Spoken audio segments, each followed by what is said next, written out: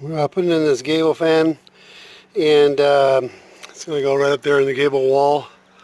It's up in the attic. And here's the wiring, how you do the wiring. Now normally it comes all together, and all you got to do is just put the black to the black and white to the white, and then hook the ground up like you see right there. But just in case it didn't, you'd be able to follow in case somebody took it apart and left you high and dry. This is the way it looks, okay? So you can see the black and the white wire from the fan motor, how they're connected. And so one goes to that blue clip you see there, and that's the black, and then the white goes over to the white. All right, and then you're feeding the you're feeding the Romex in there. So, but you got to pick up a Romex connector, put it on there, and pick up a couple of wire nuts, stick them on there, and that's exactly how you put it in. Okay, you can zoom in if you need to get a better picture of that, but that's pretty clear.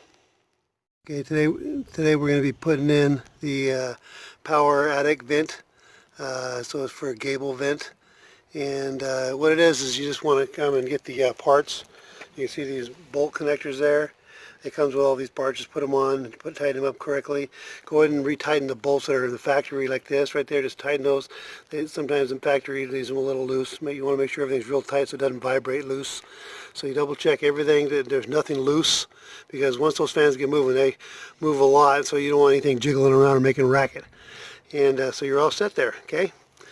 And so let's go ahead and install it up in the attic, and it's simple as that. I'll give you the wiring instructions in a second. Okay, so that's the way that's done. Just bolt her in. You can see, you can zoom in if you want to see the bolts there. And they're just don't get shy with those bolts.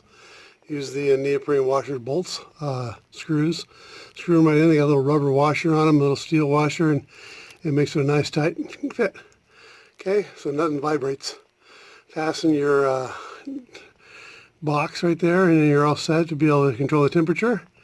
And I got it set for 90, so it'll turn on at 90 and turn off when it's off 90.